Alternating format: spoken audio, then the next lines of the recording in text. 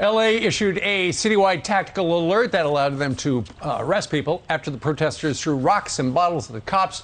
The injured officer was treated for injuries and released. One suspect is in custody. All right. Similar protests also erupting through the U.S. after Politico published that leaked Supreme Court draft opinion indicating the court might indeed overturn Roe v. Wade in late June. Protests taking place in New York City. I know where that is. San Francisco, Miami, and right outside the Supreme Court of Washington, D.C. I imagine this could actually pick up even more today. Let's bring in Congressman Dan Crenshaw of Texas. Congressman, how do you gauge the Democrats' reaction to this and their supporters? Well, it's unhinged, as you can see. That's the fact that they're now throwing rocks and bottles at police officers because they believe in abortion that badly. We're in an unhinged place right now in this public debate. And look, that was exactly the point of the leak, I think. It's one of the most egregious violations of the sanctity of the Supreme Court. And I hope there's serious consequences to it. But let's be honest. What this leaker probably believes is that they're going to be made a martyr. They're going to get a great gig on MSNBC. They might be disbarred, but they're going to get a great gig on the left. They're going to become a spokesperson for the pro-abortion movement, and that's a real shame. It also goes to show how the left thinks of the court. So if you believe that this leak will shift public opinion, then by definition you believe that the court's decisions are based on public opinion.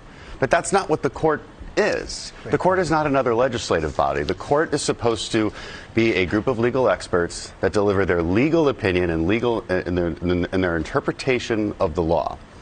So the left knows they don't have a really good case on Roe v. Wade when it comes to legal interpretation of the law. They know that because there's absolutely nothing in the Constitution that gives a right to an abortion. Right. And so the obvious next step is to say, well, look, that should be decided by the legislative process. They're terrified of that debate. And so they want to actually terrify people into not having the debate. Right. You know, Congressman, so many people don't understand, you know, they hear about abortion, they don't.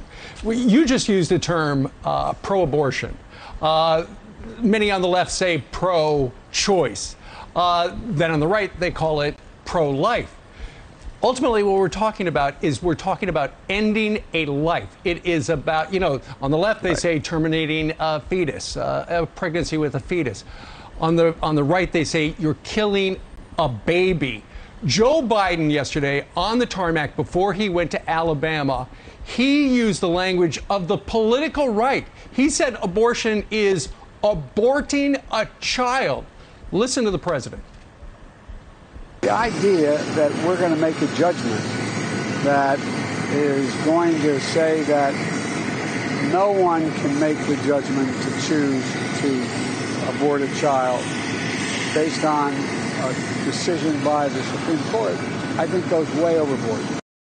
When you say it that way, it makes a difference. You're aborting, you're ending the life of a child. Look, and all he's saying is what we all intuitively know, which is it's a child. Right. It's a child. It's always a child. If you want it, you call it your baby. You don't call it an extra body part. You call it your baby. But it seems like if you don't want it, you dehumanize it, right? You call it something else so that we don't see it as a child. And so sometimes Joe Biden's slip-ups are just a slip-up towards the truth, which I think is true in this case. And you noted something about they call it the pro-choice movement. It is a pro-abortion movement because, look, we don't protect all choices. You don't get to choose whatever you want if it harms someone else, especially. That's the nature of our laws. Have as much freedom as possible until you infringe on the rights of somebody else. And in this case, it's very clear. This is the pro-life argument that you're clearly infringing on the life of another, and it is indeed the life of another. And they try to twist that argument by saying, oh, well, it's not really another person. It's just an extra body part. But that's, of course, not true. Scientifically, morally, and in a human sense, we really know that, and that's what Joe Biden actually said. Congressman, let me play for you, or let all of us play for you. It's not me pushing the button. It's our amazing crew back there. We'll all push the button. Yeah, they found this soundbite of Joe Biden back in 2006. They did some digging. Listen to this. This is what he used to think about abortion. I do not view abortion as a choice and a right. I think it's always a tragedy, and I think that it should be rare and safe. And I think we should be focusing on how to limit the number of abortions, and they ought to be able to have a common ground and consensus as to do that. I'm a bit of an odd man out in my party. I do not vote for funding for abortion. I voted against partial birth abortion to limit it, and I vote for no restrictions on a woman's right to be able to have an abortion under Roe v. Wade. And so I made everybody angry. I mean, what changed? Well, he wanted he wanted the approval of the progressives in his party. I mean, that's what's changed. Joe Biden has never been really tethered to serious principles throughout his political career, so that's not surprising. What's unfortunate is the drastic shift in the Democrat Party. Right? It went from safe, legal, and rare to celebrate the abortion, have it on demand at any time in a pregnancy, celebrate the fact that you're doing so, and also have taxpayers pay for it. And so that position, which is the Democrat Party position, abortion on demand, anytime during the 9-month pregnancy, paid for by taxpayers, that's only supported by 17% of Americans. If you actually poll millennials, it's only 7% support that position. Wow. So they don't want to have this debate because the vast majority of Americans don't believe that you should have abortion on demand. Right.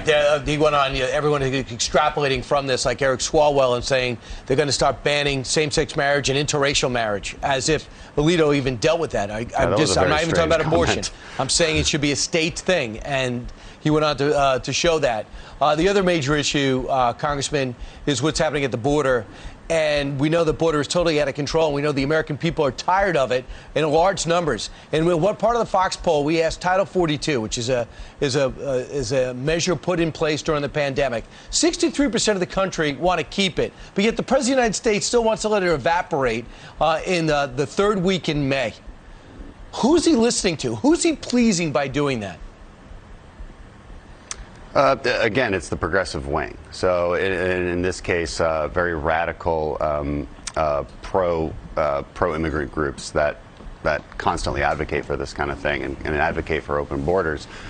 And so, look, I don't know why. Politically, it doesn't make any sense. If Democrats want to make it hard on us in November, all they have to do is secure the border right now and deliver us some energy independence. Right? That's all they have to do. This is not that complicated. But it's like they don't want to win. It's like they don't care.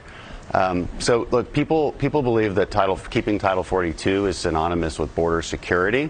That's why it has such vast support. I mean, people just want the border secure. That's what it really comes down to. They don't really care how you do it. They just want it done. Title 42, because it allows for expedited removals, is, of course, the best pathway to that. And also, I think people intuitively understand that the administration contradicts itself here. Right. In some cases, they say, well, COVID's not over. I mean, we still want the mask here. We still want to mask children. But it's over at the border.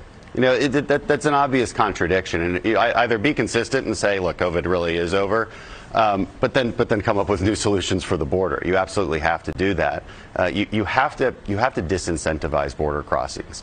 And when you're just letting people loose inside the interior, letting people come across, it's nuts. and taking a hands-off approach that incentivizes more and more people to come. This is not that complicated of a problem, and it's not that complicated of a solution. They need to go back to the Trump policies, the Remain in Mexico policies, the asylum cooperation agreements that worked with Mexico and Northern Triangle countries to process asylum claims back in those countries. Right? Because, look, it turns out these asylum claims are not always valid. They're rarely actually valid. And in that case, people won't actually come because they know they have to process that in Mexico City or elsewhere. All right. Dan Crenshaw, thanks so much. Best of luck. Thank you. Thanks for having me.